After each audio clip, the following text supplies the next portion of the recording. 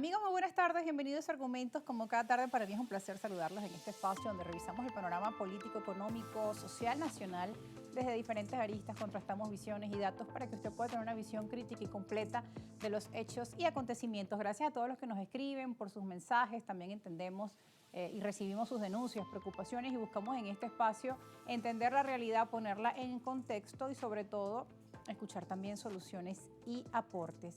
El economista y dirigente político Agustín Berríos es nuestro invitado esta tarde. Le damos la bienvenida a Argumentos. Gracias por aceptar la invitación y estar acá con nosotros. Gracias por la invitación. Siempre es muy placentero conversar contigo porque es una conversación muy mesurada y muy que permite hablar Con argumentos. con argumentos. Vamos a empezar de inmediato Entonces, entonces escuchándolos de su visión como economista y también desde su experticia en el mundo político, lo que estamos viviendo a partir del 3 de enero en Venezuela. Evidentemente los economistas a principios de este año empezaron a generar expectativas que despertaron alegría, motivación y esperanza en la población venezolana, bueno, después de años de situación económica, de una situación económica muy difícil.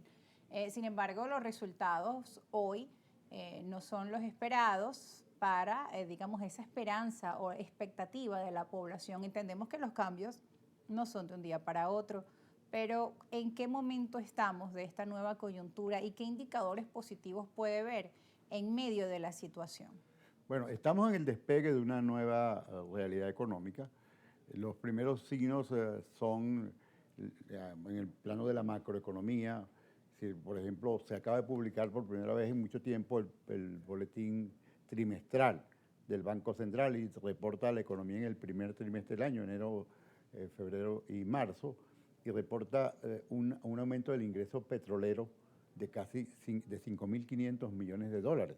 Es un aumento gigantesco, un superávit en la balanza de pagos, en la cuenta corriente de la balanza de pagos, que es la que, digamos, registra las transacciones en bienes y servicios entre Venezuela y el resto del mundo, de más de 2.500 millones de dólares, el más grande desde el 2018. O sea, las grandes cifras de la economía son alentadoras. Hay siempre un rezago entre esas cifras macroeconómicas y lo que llamamos nosotros los economistas el trickle down, que eso percole, que eso chorrea hacia la gente, hacia los ingresos, hacia los salarios. Eso va más lento, entre otras cosas porque hay legislaciones que retardan el aumento de los salarios. Se hizo un aumento muy modesto de los salarios y las pensiones vía bonos, pero por lo menos se detuvo la caída. Hacía 4 o 5 años que esos bonos no se revisaban, se revisaron modestamente porque se quisieron financiar con dinero sólido que existiera y no se fue más lejos, según ha dicho el gobierno, porque hay trabas laborales, trabas legales, se requiere modificar la ley de trabajo. Esta ley de trabajo es muy antiempleo, muy antiempresarial, muy antiobrero, porque es una ley que crea una serie de restricciones y que dificulta el aumento de los salarios. Eso se debe modificar. Yo pienso que una de las prioridades de la Asamblea Nacional es modificar esa ley, pero no hay ninguna duda que hay un cambio en la perspectiva. Y yo creo que en Venezuela prevalece la esperanza sobre el pesimismo. Por supuesto, hay impaciencia porque hubo mucha acumulación de injusticia. Los salarios venezolanos son de los más bajos de América Latina y, por supuesto, tenemos prisa porque eso mejore. Pero yo lo puedo decir responsablemente como economista, que la perspectiva económica del país ha cambiado por completo, que Venezuela tiene este año la posibilidad de un crecimiento formidable de su economía, lo que llamamos el Producto Interno Bruto, que es el volumen de bienes y servicios que la economía produce en un año. Eso va a crecer este año. Yo creo que el crecimiento económico puede estar cerca del 20%, que sería una cifra histórica. Y no es que vamos a crecer este año nada más. Venezuela tiene por delante un largo periodo de crecimiento que se va a parecer a la Venezuela que creció ininterrumpidamente en la década de los 60 y los 70. Yo creo que esa es la perspectiva. Y eso, sobre todo, montado en el eje petrolero, porque Venezuela, en primer lugar, su gran ventaja económica comparativa, el gran recurso que tiene es el recurso petrolero y lo dejamos deteriorar al punto que un país que producía 3.3 millones de barriles llegó a producir apenas 400.000 barriles hace poco. Sí, es la expectativa de que esto pueda seguir creciendo. El tema de la energía eléctrica es vital y fundamental para que se pueda terminar de reactivar nuestra industria petrolera y estamos viendo también cambios en ese sentido, nuevos acuerdos, también cambios en las leyes que permiten que la empresa privada pueda tener cierta participación y eso pues han apuntado que es otro de esos elementos positivos. Sí, en efecto, uno de los cuellos de botella para que la economía crezca y para que crezca el sector petrolero es el déficit de suministro eléctrico. Venezuela tenía una infraestructura eléctrica muy completa.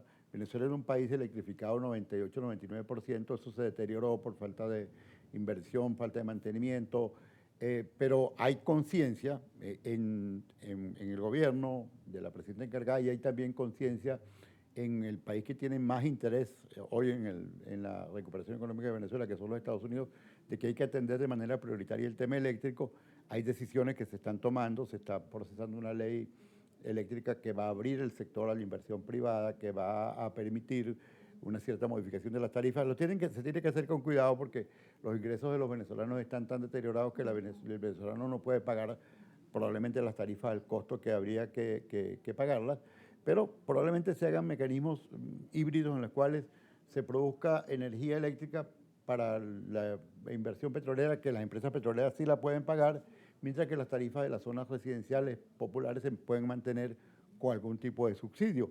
Es de saberlo hacer gradualmente, pero no hay duda que la restricción del servicio eléctrico es un cuello de botella importante, pero que hay conciencia de eso y se está atendiendo. Y yo tengo la expectativa de que a vuelta de 2, 3, 4 trimestres, el tema de los apagones, del racionamiento eléctrico se habrá reducido sustantivamente porque se están acometiendo planes de inversión que lo deben atender. Esperemos ver luz en ese sentido y en todos. Tenemos allí en el portal web de Globovisión lo que usted mencionaba, cifras del Banco Central de Venezuela respecto al incremento del 21% en ingresos por concepto de exportaciones petroleras. Lo tienen allí en pantalla, esto durante el primer trimestre. Los ingresos del país por concepto de exportaciones petroleras alcanzaron los 5.491 millones de dólares durante este primer trimestre, una cifra que representa el 21% en comparación con el mismo periodo de 2025, como estábamos conversando, un reporte estadístico del máximo ente financiero donde se detalla el comportamiento de la actividad petrolera que continúa siendo nuestro principal motor económico. Con un par de circunstancias que hay que añadirle a esa cifra. Esa cifra es muy buena y es muy alta, es la mejor en mucho tiempo, pero además, siendo que en el primer trimestre la producción petrolera se contrajo ligeramente, un 2%. ¿Por qué? Los hechos de enero, porque todavía había un rezago del bloqueo. También leía que por el tema de la energía eléctrica. El tema de la energía, pero el bloqueo que hubo de la flota americana frente a nuestras costas, que impidió que pudiera salir mucha producción a los mercados exteriores, que se pudiera exportar. Y eso llegó un momento en que no se podía producir porque estaban llenos la capacidad de almacenamiento estaba copada. De manera que en el primer trimestre hubo un aumento del ingreso fundamentalmente por precios, pero la producción petrolera se contrajo ligeramente. Y esos precios mejoraron sustantivamente en el segundo trimestre porque estalló la guerra del ataque de Estados Unidos a Irán y los precios se dispararon en el segundo y tercer trimestre muchísimo y la producción se recuperó. De manera que cuando aparezcan las cifras del segundo trimestre y del tercer trimestre vamos a registrar aumentos muchísimo más significativos que ese aumento que es significativo que ya ocurrió en el primer trimestre. Bueno, tenemos que ir a una pausa. Al regreso seguiremos conversando con el economista Agustín Berrío respecto a este nuevo momento político-económico, las expectativas que hay y los hechos que nos van mostrando o que nos dan un indicador de en dónde estamos y hacia dónde vamos. @argumentosgb, @rosa_periodista, nuestras cuentas en redes sociales. Ya volvemos.